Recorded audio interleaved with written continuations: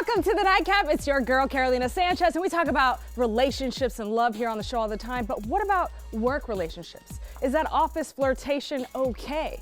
Is sneaking off into offices okay? I need a drink because it's getting a little juicy up in here with that. And Blair, you've got quite a peachy cocktail. I sure do. That is, in fact, the Hill Country Smash made with Fredericksburg peaches. Oh, so we keep it in Texas, baby. Yes, we when are. it's juicy and delicious, just like the stories that my friends have here on the couch, because they've done some things, seen some things, and we got an HR specialist to break it down. So let's get into it. Yeah, what's up for a nightcap? Chill, kick back. All right, let's get into it in these juicy stories with this juicy drink. We've got the CEO of Alchemy Consulting, who knows all things workplace, Arquella Hargrove. Hello. We have our friends Arian and Charlie. Oh, I can't wait for y'all to share and for Arquella to judge. And Bianca Bookeram, who's also got her own creepy story, but we're gonna have to wait for that one. All right, Charlie, Arian, I've actually heard this story, but how did you two meet? Well, The meeting part is much longer. Take a drink if you need. yes. She pursued me. I know when people look at this, they go, you obviously pursued her. I got lucky. I got fortunate. This person actually worked at our clinic, worked at a clinic I was a program director at. I was actually interning there after I got my master's. So. And when she came to intern, immediately when I saw her, I was like, okay, this is hotness. This is body. I'm not going to say another thing about that. I'm just going to ignore this because, of course, HR was looking, and I didn't want to make the wrong decision. Arquella's looking at you right now. No judgment. Okay, so at this point, you're a supervisor, you're an intern, or what's the situation? He's not my clinical supervisor, so he's not responsible for my internship hours, but he is my manager. Superior. He is my superior. And I couldn't stop thinking about him. So much so that she called the funny thing about this story is that my ex-wife actually worked at the clinic too as well. What in My the ex-wife world? worked there. This is messy. I didn't know this. Yeah. Let me tell you how messy and not messy it was. We worked well together. We maintained a friendship to this day, raised kids. You've got to realize sometimes you walk out of things and it works out the way it should. She contacted my ex-wife to ask me out. I said, would this be okay? Before I ever knew. Hold on. While they're still together, or No, we were after broken divorce? up. They were broken up. Yeah. Okay. So you were cordial about it. Ah. My And ex- did you know anything about this? I didn't know anything about it. My ex-wife gave me a call and she said, hey, look, this intern that's starting here, prospective therapist, she'd already got her master's degree. She's finished her internship hours. She said she wants to go out with you. And I said, really? And she goes, oh, no, she wants to sleep with you. And I said, That's what? what she's on the phone. She said, I said, would it be all right if I took him out? And she said, do you mean to, can I say the F word? Do you mean to? You already said it. Okay. Do you mean to? And I said, that would be nice. She literally said that. And then my ex called me and she goes, I like this one. She's really cool. She goes, I asked her this question and she just answered me honestly. And I said, why are we still on the phone? This is really cool, but I'm gonna go ahead and give her a call. She goes, here's her number. And at that point in time, we kind of started dating. There was a gray area there as whether we could date or not because she was finishing her internship hours to become, like I said, to become a therapist. You finished them quickly. And we just, and this is not probably an HR thing, we just had sex everywhere. Like had it sex at just work a seemed lot. like it was like Okay. everywhere. Oh, Arquella. I'm so sorry. So, All over the office. oh God. All after hours. Arquella, Help us today. What are your thoughts on this? Obviously, they ended up together, and it's a beautiful, happy family. Absolutely, But absolutely. had you known about this, would there be red flags and problems?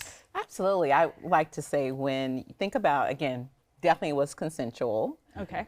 I also advise when you are having those relationships at work that you definitely want to disclose to HR and to your leaders so they know. Because again, if it goes left, then at least you disclosed it. Did y'all do that? Did y'all alert anyone?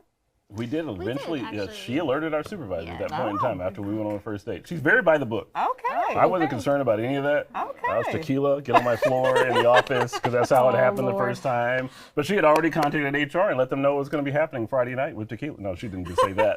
But she had already let HR know that she was So going to y'all take had me out. drinks at work. at work. It After was hours. After hours. We met at work after hours. At a one time clinic. For our, Okay. For work or for a date or for a date. No, it literally was tequila on my desk. Yes. Wait, she said she liked tequila. I was just hanging out of the office. He She brought a said, pillow. It's really cute. I wasn't big. I had already asked her on the phone. We talked. I really liked her a lot.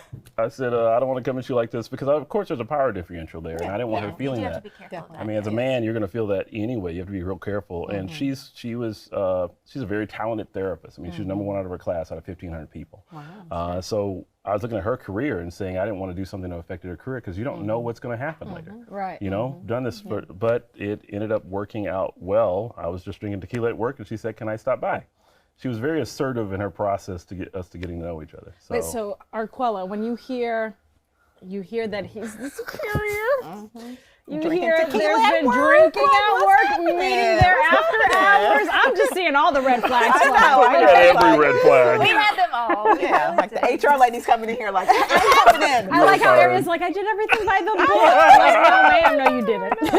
She did not. I did not, no. Well, some things, by the way, right? we choose. We choose Exactly. what We we pick and want. choose. We Yes. ended up all purchasing the clinic together. We bought the clinic the next year. Your ex-wife, you and I bought the clinic, so then we could just do whatever we want. So What does that mean? You have employees. in relation to us, Exactly, right. But you're right. We flirted with that gray area for a long Yes. time. we did. Yeah. So you would define that as a gray area. I would definitely, especially again, if that reporting relationship, and as you mentioned, the power dynamics, you got to take all that into consideration because I've seen it where it has gone again sideways, and you have someone filing a harassment complaint because it did not go according to the plan, Yes. and so you want to be mindful of that. Then it isn't, and then going outside of that to even say, hey, I want to sue the company now. Exactly. So being mindful of those things is always Didn't want top to be of Harvey mind. Weinstein. Right. You know what No, I mean? Yeah, Nothing absolutely. like we that. don't With bring something- up the name Absolutely Harvey up in here. No. All right, well, Yeah. you stay right there because Arquella's actually got some juicy stories of her own, and Bianca has a creepy one to share later. So we'll be right back.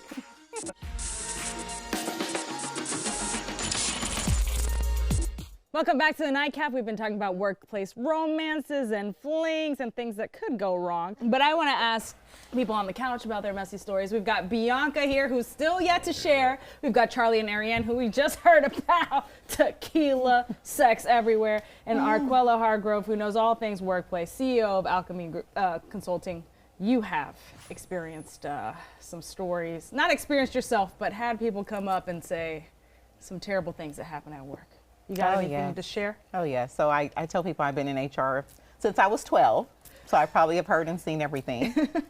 But I've had a couple of different situations where a supervisor and employee who were in a relationship were actually caught having sex in the stairwell.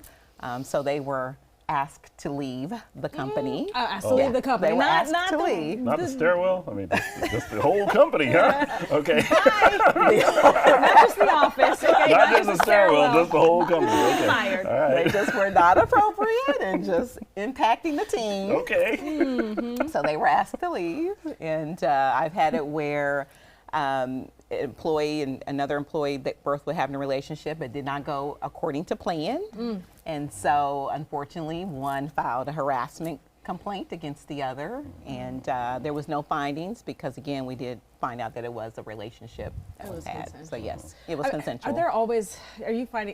Did you find, since you were 12, that there's a lot of bad breakups at work? It is, which is unfortunately. I always tell people shy away from that. Or in the policy, we write in that typically, no office relationships because again, they typically do tend to go badly. So do you advise against them? I mean, obviously there are some cases where it works out beautifully. Absolutely. It's difficult Absolutely. because I think 30 to 40% of relationships are started at work. So yeah, That can be the most difficult part about it because you're right. Because 30 to 40% of those relationships don't go well. Yeah, it goes south. Absolutely, It goes south quick. Absolutely. And what absolutely. I've found on the show is talking with so many single people who are like dating and trying to find, it's like you spend so much of your time at work. Absolutely. Yeah. It's one of the easiest ways. Have you ever dated anyone from work, Bianca? No. We just have creepy experiences that I keep teasing and you just have to stick around for. I mean, I have to say I'm a little straight-laced. Arquella will be so proud. But, you know, every once in a while you come across something and you just think, whoopsie daisies, that person messed up. You know, wait a minute, what do I do here? Did that really just happen? Oh my gosh. Oh, hold on. Are you about to share your story? Do you want me to? No, not yet. Oh, baby. okay, never mind. I'll push I need people to watch. You gotta Oh, my goodness. All right, Arquella, you got another juicy story for us? Let's see. Well, She was about to share Bianca's. I know. I can't even tell you what needs to happen there, but no. Had another one where it was a same-sex couple, and again, just one filed a complaint because again, it just did not go well, and of course, just the back and forth, and turned out that it was no findings of harassment. However, again, one was asked to leave just because of just their behavior. So which one was asked to leave? Unfortunately, the one who filed the complaint. Filed the complaint. Wow. Yeah. Okay. So what do you do when they have to bitter, leave? It's a bitter breakup, right? So the one Yeah. who's left bitter is the one Absolutely. who causes a ruckus, I think. Yes, yes. And it was not pretty. So again, It wasn't. they were asked to leave. All right, well, Bianca really wants to share her story, and I really want to hear it. I haven't heard it yet, so you stay right there because we're going to hear it coming up next.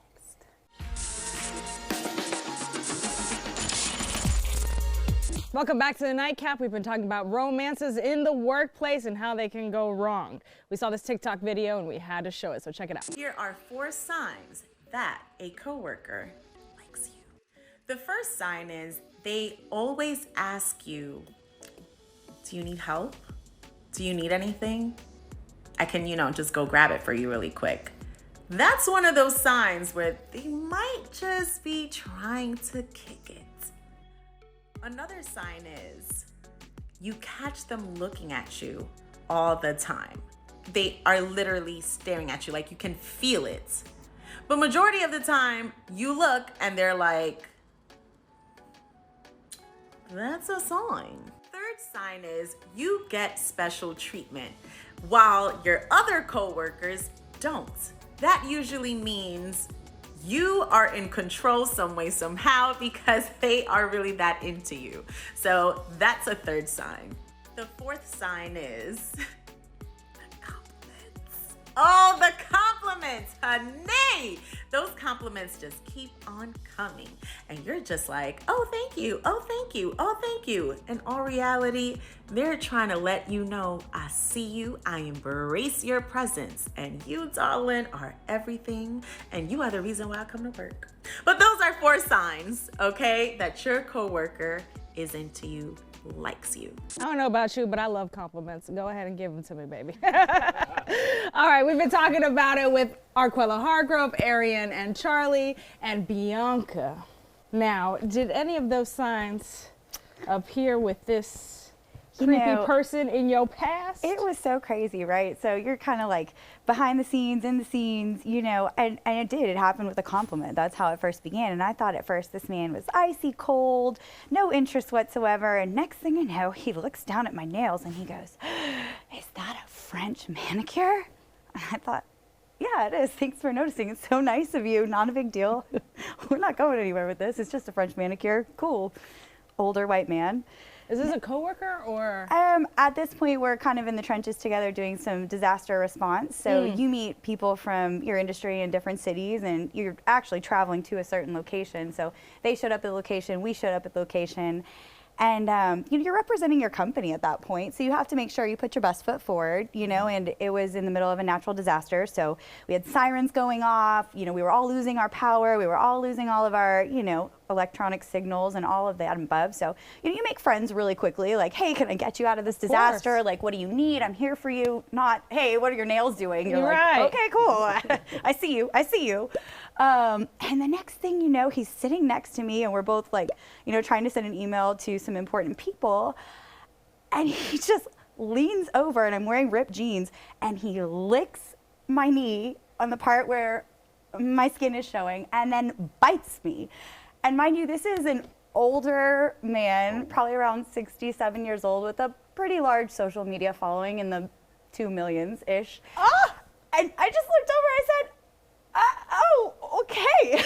You know, what do you say at that moment? You're so caught off guard. Right. And you're in a disaster response. Right. And you're trying to just do right by the situation because there are people outside. And they're a public figure. Absolutely. And everybody is, you know, wearing their badges of, you know, whatever their company's name is, and you're in a very tricky situation. And long story short, I was able to turn it into a positive experience where we ended up getting some time for my client to really showcase their good work. But, you know, if it weren't so creepy and the man making all these sexual innuendos, and then what do you do when an older man bites and licks you? Your knee, right through your I mean, he just like Yes. halfway bent over, and you're just thinking to yourself, did I ask for that?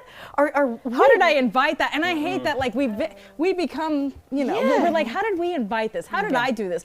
When we're the victim, it's so, I feel so cringe. And then you have to keep a straight face too, because you're Right. like, wait a minute, you have a huge platform. Like, if I so much as tell you, hey, back off, bozo, you know, it's Yeah. another movement It's that bad we've for seen. business yeah. too. Yeah, Because you're there exactly. professionally. Arquella, how do you handle something like that? Yeah, one is like, did you get tested? Like, someone's biting I know you got rabies. you need a test. But I always say, again, think about, again, just being assertive and to tell that person that this conduct, whatever, if they're saying certain things, is not appropriate. Right. And using the I statements and Right. making sure you're not being, you know, criticizing or blaming the person, but definitely letting them know that this is not appropriate behavior and you need to cut it out immediately Right. or else Right. and give the consequences. Absolutely. Well, thank you so much for your expertise. Yes, Thanks indeed. for sharing your wonderful I like your and feedback. creepy stories. But if you at home are dealing any sort of harassment or unwanted treatment, communicate, document, go to HR, bring a friend, a witness, because it's not okay. But if it's consensual and you end up like Charlie and Marianne, well, cheers to you. And maybe they actually do like licking and biting knees. I don't know. But I do love this Hill Country Smash, and my girl Blair is going to show me how to make it coming up next. Welcome back to the Nightcap. We've talked workplace problems, romance has gone wrong, but I'm behind the bar now because things go right back here. My girl Blair Alt is here to do what? Back that glass up. All right, I am in love with this Hill Country Smash. I haven't had a bourbon smash on the show, so you're gonna show me how to get this done, right? Absolutely. Well, and I thought it would be appropriate because all of the connotations of the word smash. Hello. But also it's a good one to get some feelings out. Okay. You know, so especially coming home from work, you need some feelings. You can take it out on some peaches and add some bourbon. So I've already measured out for you 3 ounces of peeled peaches. Okay. So not too many you gotta get in there. And then just take like 1 or 2 leafies of mint. You can slap of the mint. I love me a good mint slap. Very good. Oh, I dropped one. All It's good. okay. Bourbon will take care of that for you. And then you're gonna measure out a 1/2 ounce of the lemon juice. And then you're gonna do a 3/4 ounce of the ginger syrup. And then, last but not least, you gotta add bourbon. And this one is our triple cask bourbon. It does have Texas whiskey in it, the Texas whiskey that we make ourselves in Blanco. So this is a very hill country centered beverage, but it also has a Kentucky whiskey that we make ourselves and Tennessee. Damn. So there are 3 states worth of bourbon in this glass, and you can pour 1.5 ounces. So flip that Flip it. over, Okay. and 1.5 ounces is to that line at the top up there. it sure is. Or a little bit more. You know, look, this is Listen. all where you're feeling. It's Yeah. it's a feelings cocktail. Now we're gonna smash all this stuff together. So Smash. this is again getting the feelings going. Tell us a little bit more about this brand. What is it? So it was started by our founder, Marsha Milam, and then our master blender came on board. Her name is Heather Green. She was actually Anthony Bourdain's whiskey expert. Oh, hello. First American woman to sit on the Scotch Malt Whiskey Tasting Panel in Edinburgh. So we've got some really great names on the bottle. And then we also, our master distiller was Marlene Holmes. She was one of the first female distillers at Jim Beam. But we got her to move to Texas and work for us. So a lot of ladies. There we go. And then we shake. Also, an opportunity to get some endorphins going. Endorphins with the shaking. And then you'll want to use that strainer into your glass. Woo. And, All right. And then just for garnish, we're going to take some of that mint, Slap it a little more. Oh, I'm dropping peaches. Oh, I'm Oh, dropping no. mint. I'm dropping everything. Okay. There we smack, go. Smack, Okay. Smack.